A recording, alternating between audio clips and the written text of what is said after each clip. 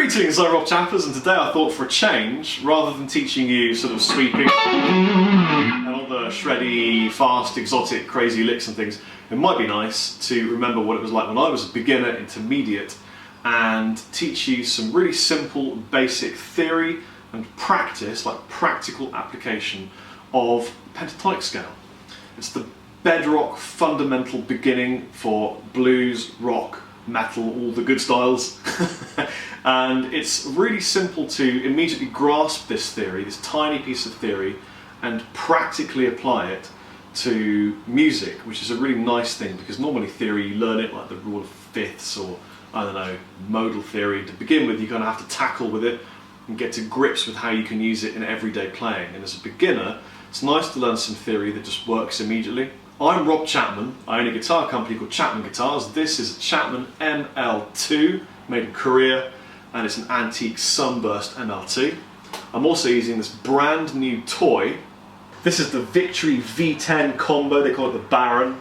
It's one of the nicest combos I've ever heard for blues, rock and metal, and I'm putting a flashback by TC Electronic through it as well. So let me start by showing you the pentatonic scale shape in case you haven't learnt it, and if you have learnt it, just fast forward this part and I'll look really crazy. So here we go. We're going to play it in the key of E. To begin with, I'm going to give you some tuning notes. So my wonderful camera assistant, if you could focus on the pick and the strings, we'll show them which string is which. Starting with the thickest string, which is the E string.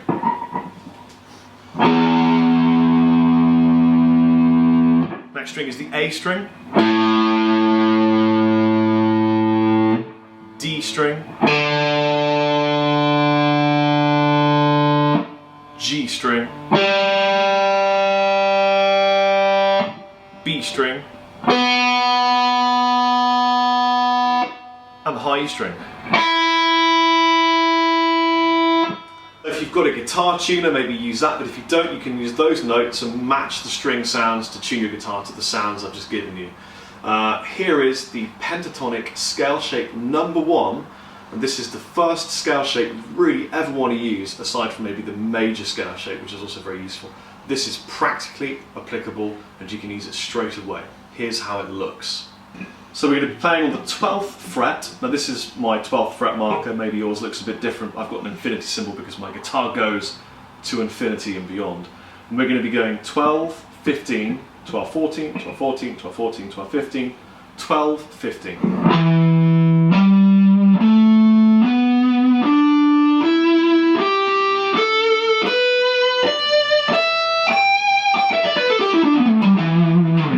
Now you might notice that I use my first finger and my third finger there, and some of you may have heard that it's wrong to use these two fingers for this particular scale shape, or any scale shape, and that you should be using your first and little finger. Well, the thing is, there are two different ways of playing scales. There's a sort of classical way of playing them for legato and long runs, and there's a bluesy way where you want to use more the third finger so that you can bend, because it's quite hard to bend with the little finger unless you're Robin Ford, who is a superhuman being. So experiment using both kinds of fingering, first and third, and first and little, and see which one works best for you. In blues, you're going to be using first and third more often. The other thing is that sometimes, you might have noticed, I put my second finger behind my third, a bit like this.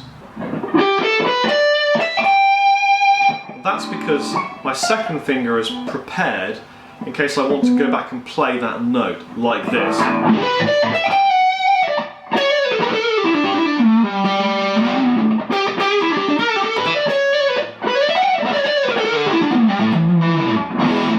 It's kind of like playing chess. You kind of think ahead, and in case I wanted to play that note, I'm putting my second finger down in preparation. So that's how the scale looks. Here's the awesome piece of theory we're going to be playing.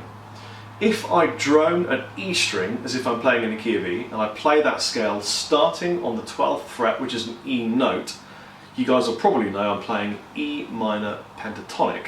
And if I play some lead, it sounds like this.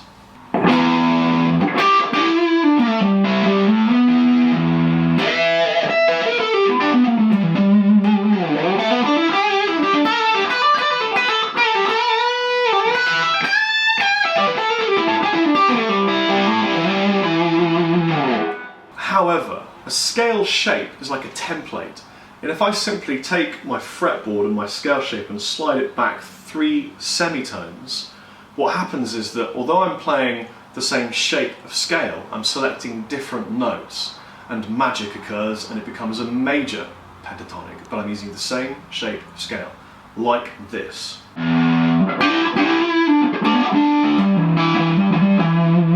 I go back 1, 2, 3 frets and play the same thing,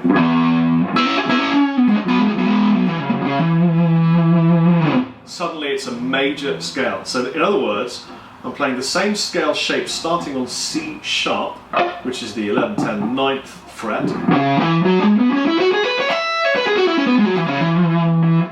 My root is still E, but I'm playing the same shape starting on the C sharp.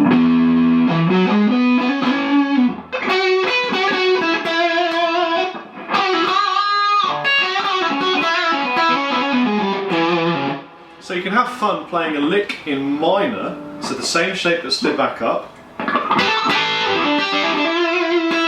and the same thing in major.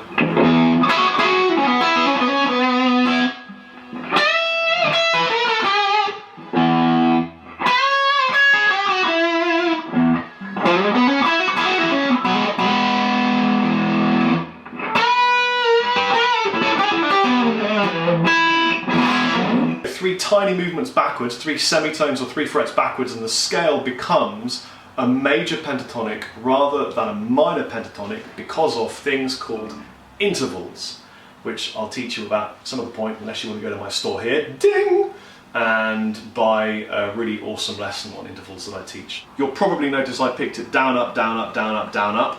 Well, you can also pick it lots of other ways involving using a finger and a pick, which we call hybrid.